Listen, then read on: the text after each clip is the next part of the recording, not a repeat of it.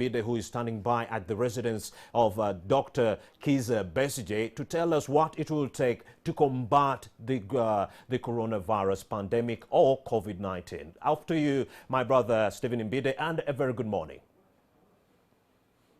Yes, indeed. Wakiso District, I'm here at the home of a retired colonel, Dr. Kizza Besigye, who is a medical professional for quite a long period of time, but he has also served the army, has served for a long time in the politics of Uganda and across the board. But today we're speaking about health matters and how this affects me, affects you, the nation and the world at large. But what should be the solution for this pandemic that is ravaging the whole world? It's bringing all the people on their knees. At least even a 3-year-old now knows that there's a big problem, a big threat in the world. This is COVID-19 that just broke out in December, but 3 months down the road, many people are suffering. Dr. Kizza Besigye, good morning to you. A very good morning to you, and good morning to all the NTV viewers and listeners wherever you are viewing from this morning. Dr. Kizza Besigye, I just want to understand from you this pandemic called COVID-19. Why is it becoming a big threat to the world in terms of managing it? Because across the world, you see every day more people are dying, more people are getting cases. Why? What is the problem? Why is it becoming hard to contain this virus? Yeah, indeed, that is a very interesting question. Maybe it is fitting that on that note, I should start my comments by saying that God is good. All the time. And all the time God is good, and that's his nature. Amen. And the reason I say that, and maybe also to say to our Muslim brothers, Assalamu alaikum wa rahmatullahi wa barakatuh, and also say Allah Akbar. Because, you know, you cannot understand what is going on without, you know, really musing about power. You know, we talk about power. This virus that is, as you say, rightly, is causing the whole world to shake. The mighty and the mightiest are all shaking. Is the tiniest of particles, the very tiniest of particles. You know, life has a whole range of sizes. This is the tiniest of living matter. It's not even a cell. The smallest unit of life is generally a cell. A cell, tofali. It's like a brick. The building blocks of life are cells. Virus is smaller than a cell. It's not a cell. It has no cell wall. It has no, they are just, in fact, they are particles. That's why they are called particles. They are between living and dead matter. Very tiny things that are causing the whole world to shake. You know, previously, there used to be huge things that threatened human beings. Dinosaurs, you know, were huge animals. Now we can see from the museums their bones. You know, they could be the size of 20 elephants or 50 elephants put together, the size of a dinosaur that used to threaten man. You know, even now, what threatens man are, what man thinks of power is, you know, powerful animals. They say, you know, Mpologoma ya Buganda, the lion of Buganda. Lion of Judah. Lion of Judah. You know, the tiger, these tigers, you know, even, you know, football or sports clubs, they name themselves around the strong animals, the tigers, the wolves, the, you know, the lions, the what. These were the depiction of power, you know. We were threatened by things like, which are, you know, kill people. Lower things like, you know, snakes, which creep and cause a lot of problems. Even tinier things cause more threat. Today, the highest cause of death in Uganda is malaria. The highest cause of death. We have failed to defeat a mosquito. So the mosquito is the most vicious enemy of man today, and we can't defeat the mosquito. Now you go down, so you come to this virus, so tiny. The COVID-19. All these coronaviruses or other types of viruses, later on this one of which came last year, which is the reason they call it 19, you know, are very tiny particles. So the reason they have caused all this, to my mind, must have an unconventional explanation. I think God is trying to demonstrate to us what power is and what power he has. Because, you know, we are going to the moon, we are going to Mars, we are creating all kinds of fierce things and being feared and terrorizing each other. And here is a virus That is bringing us down. that we cannot contain, that has closed the entire America. You know, the capital of business in the world is New York. It's totally shut down. You know, so I think that is what it is about. Dr. Besigye, I also want to understand, China is doing much more better just where this disease or this virus broke out. What can we do as Africa, as Europe, as the whole world to learn? Can we pick some lessons from maybe China? What are they doing? Maybe we can incorporate in our policies and our day-to-day businesses. Where you see how countries respond or survive in this situation, as I have pointed out previously, really depends on three things. The first one is the governance, how you are organized as communities to survive, how you are governed. That is the first thing. If you have a strong governance system, you'll survive better. If you have a weak, vulnerable governance system, you'll survive, you'll be less able to survive. The second thing is, which also comes from the governance system, is the healthcare system. What kind of healthcare system do you have in the country? And we can, you know, look a little deeper into that. But the third thing is what we call social capital. What systems of belief are there, you know, in the society? How do we trust those who are in authority? You know, if they say do this, do we really trust them? Do we believe them? Are they believable? These are very, very critical things that determine how different countries survive. Now, China has, I think, done a great job in containing what was clearly an unknown and vicious attack. It's only been 2.5 months, and within those 2 months they were able to put up new hospitals that were functional. They were able to bring all kinds of resources that they had built into play. They were, I think, able to also take the right decisions to shut down the whole country, no movement. But they were also able to do that because they had built capacity to maintain people where they are. And you know, this, so managing this is stopping the spread. That is the first thing. Now we know that, unfortunately, for viruses don't live outside living organisms. They can only multiply within the body. If they are not within the body, they can't multiply. So if you stop the spread, you have done, and so that's why we are talking about 2 weeks.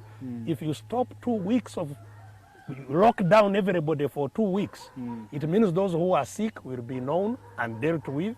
Those who are not sick will remain safe. Those 2 weeks you're talking about come after directive by the President Yoweri Museveni yesterday. And yes, you seem to be agreeing with the President that yes, it was called for. But some people are saying that maybe it would have come even days before. And when you see in Kenya, the President Well, actually, what I have heard of what Mr. Museveni said, he didn't say anything about shutting down, not at all.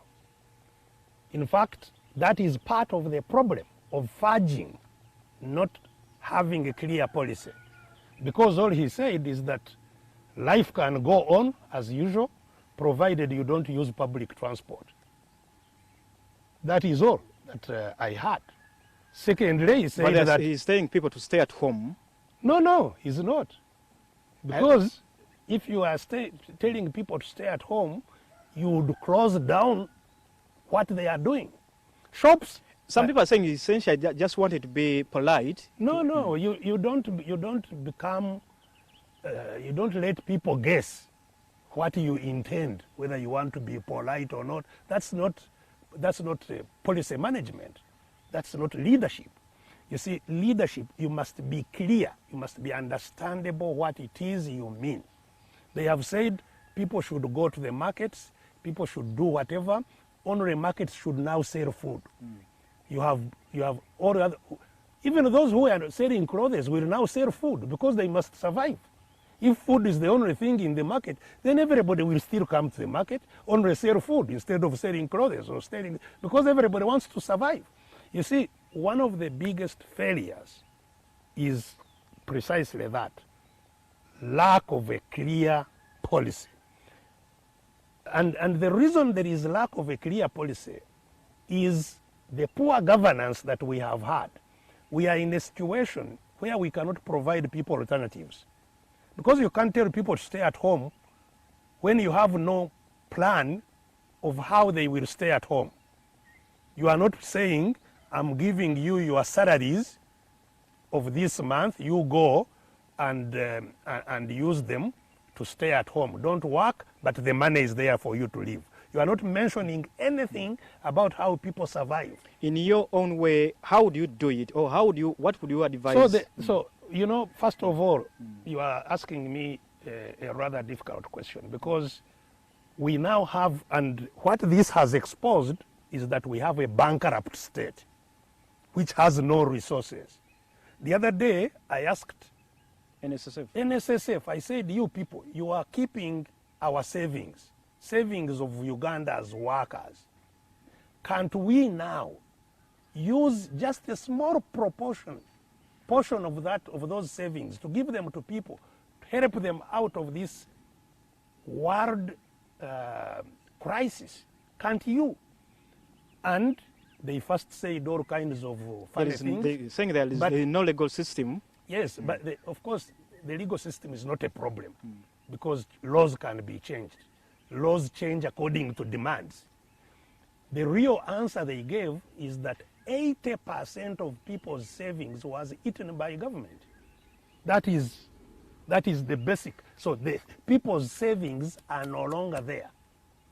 And it's not just these savings. I now hear even the savings of soldiers, you know, savings of the police, all pensions have been eaten. You know, they are no longer there. What would help the country are reserves. This is when you resort to the reserves in the central bank to say, now we support people to stay home for a month, and this is what we are going to do to make sure everybody will survive that month. There are children we are talking about who must keep on eating, who need medicine, who need all kinds of things. You cannot just shut down without having a plan of how people survive. And that is why, you know, Mr. Museveni has a problem. He has no message because he has no plan of how people survive. So managing this needs two things. One, it is absolutely important that people stay at home. And we are dealing with a very dangerous situation. You know, it's true. This is a very dangerous virus. People would need to stay at home as much as possible. But the other thing is so there are three things. People stay at home. Two, people are helped. There must be social welfare of how people survive. And other countries are doing that. But thirdly, then you must have a system that deals with the disease itself. Those who become sick, those who are suspected to be sick, you must have a system, an efficient system that draws them up and manages them. as quickly as possible. Dr. Besige, I will take you to the region. We know yesterday the President of Kenya was ordering the central bank to cut down the CBR central bank rate from 8.25 to 7.25. That is by 1%. Here, the central bank hasn't done so. And also we know that businesses here, those who are operating local small factories, the small and medium enterprises, are also on their knees. People are also not earning much. How would you advise in such a situation when you want the industries to stay afloat, you want the people to earn, at least be able to survive, but they are caught in such a situation?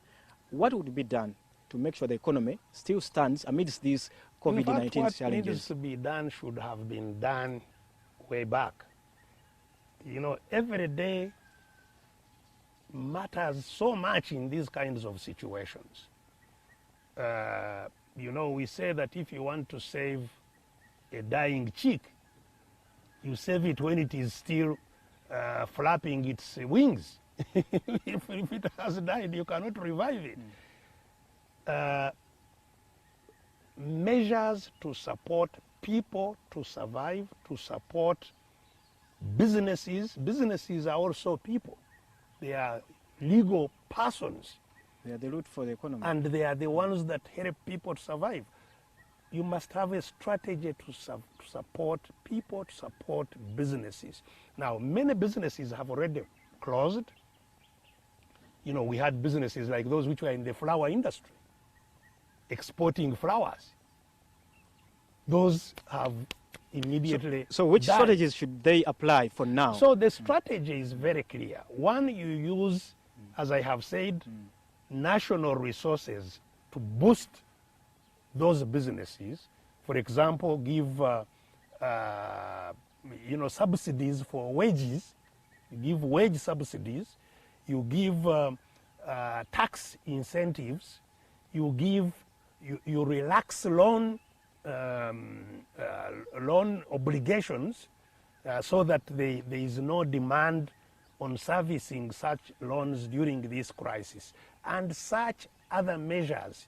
You roll out social welfare projects to support those who are vulnerable, the elderly, you know, the young, and as you may have heard, even for example, Kenya increased support for the elderly. They already had the support which they give to the elderly, which they increased. Here, you know, you'll just find people in their houses dead. Okay, now so many people watching you now on TV, they are sitting in their homes, they're not able to go to their places of work because the public transport, there is a ban on public transport. And now watching you, they are looking for a solution to know that now this is the time for me to survive. What would you advise that person who is just watching you now and wants to make sure that through these 2 weeks, and even we don't know when this will come to an end, but wants to keep surviving because very soon schools will be opening? Well, you see, so first of all, before I tell you what I think should be done, I hope Ugandans will wake out of their stupidity, those who are really not reflecting on their country. Isn't that a grave... Yes, we are stupid, including myself, because that's how we have mismanaged the governance of this country. And still up today, you hear people saying, don't talk about politics. This is not time for politics. What we are suffering is politics. Politics is how communities manage themselves. What we are dealing with is the result of our own mismanagement for a very long time, that we have no resources to resort to lead us out of this. So you mismanage your family dies. You mismanage your country dies. And we are at such a critical level of mismanagement.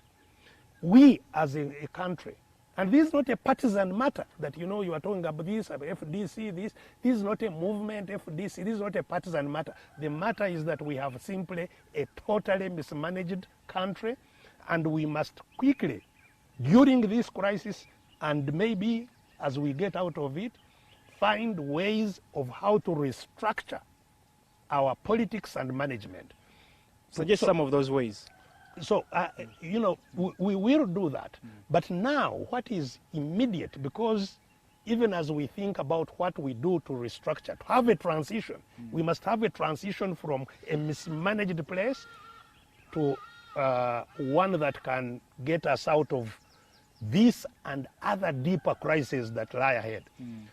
But now, as we talk, because really we have no state to care for us, and regrettably, the state, instead of even using the little to care for ordinary people, they are still caring for themselves. The few people who control power are still caring for themselves and loading it even further on the people. You have heard even the spread of this virus was because they did not subject themselves to the rules they have created. People were being smuggled out of airports without due process, without being quarantined. They were picked from the airplanes by vehicles on the tarmac. You know, big people in the government, you heard the minister saying they were picked from the airport to be taken to first-class hotels and so on and so forth. This is part of the problem. We are now locking up people's markets. Supermarkets are open for them. Supermarkets can continue selling whatever they, you know, or the malls are open. They can continue enjoy.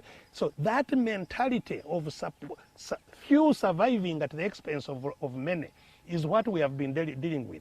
What we need to do is to now focus on the war we introduced to the people that a long time war ago. is the one watching you now. Yes, 12 ago. So we can no longer depend on the state to really help our survival. This is not going to happen. What we need to do within this crisis is to pull together. All of us, we must pull together. I must pull together with my neighbors here, support each other. If I have some food, like I have some matoke here, I should give to some of my neighbors. If I have, if there is a sick child in my neighborhood, I should help. Let's help each other out of this. It's not going to depend on the regime helping us. The money that we should have kept for the rainy day, you know, for the tough times is not there. So we have to rely on ourselves to lift ourselves out of this. If you are a medical doctor, please don't peg your working on getting allowances from somewhere. This is a war we have to win ourselves as Ugandans. And in the meantime, as we do this, we figure out how to reorganize and deal with the situation of our crisis better going forward. Would that part, when you talk about reorganizing ourselves and as a state, we are in a time when we already had a roadmap for the election coming 2021, but see many programs are now being interrupted. What would you suggest? Some people are even saying that maybe this is the time to deal away with the coming elections, or maybe we use those resources. The other day, the Electoral Commission was complaining that they don't have enough money. Even the state was saying that there is not much money to run their programs. Would you suggest that now let's also deal away with all this political work and concentrate on this health problem? You see, as I have been laboring to say since 2016, it is laughable for people to focus on an election that means absolutely nothing. Whether that election comes or does not come, it really means nothing. It's not going to cause the changes, the very fundamental changes that are urgently needed in the country. Because who is organizing the election? It is the same junta. I have been explaining the state of total capture, state capture, which is what has brought us where we are, where the entire economy is controlled by a few people, where the Bank of Uganda is not an independent institution, but is directed by somebody to lift out billions upon billions of money and give them to individuals. Just this week, there was a case, an important, landmark case in one of the courts where they ruled that Mr. Basajja Balaba took 170 billion upon the directives of this and how it is shared. We all know that it was compensation because State Council had given him some markets that were eventually removed, 170 billion. So the system of governance is a system of ownership by a few people. The entire population is totally marginalized. And that's why we are where we are. So talking about an election and people focusing on a program of this electoral commission of Mr. Byabakama, who himself should not be in office at all. We know that he's there illegally, you know, because he's still a serving judge. The law is very clear. He's a lawyer, he's a judge. He knows that he's in office illegally. So please, this is the time the country should totally forget about these elections, whether the government intends to hold them or not. It is within our means to reclaim our country and take it in a better direction. Dr. Besigye, now going away from that other side, I just also want you to tell the listener or the one who is viewing us now what that person should be looking at going forward. The industrialist, the one who is in the hospitality sector, who is already crying, the hotels, everywhere, people are not having any businesses. Everywhere we go, the situation, everyone is feeling the pinch, which we have been seeing elsewhere. Now going forward, what should we be doing? Talking about those policies and reorganization, what should we be doing moving forward? Well, I think as I started with you on this program, really the first thing that every Ugandan should do is to kneel down and pray. This is a matter that is beyond our competencies. We need God. We need supreme power to reign over such a hopeless situation. And I believe by the grace of God, we shall overcome this. Having said that, the next level is, as I have pointed out, helping ourselves. First of all, I would appeal for people to stay at home to the extent that is possible. And in order for them to do so, as I pointed out, we really need to help each other maximally, to support each other maximally. If you have 2 kilos of posho, please give one to the neighbors, let them make porridge and push on.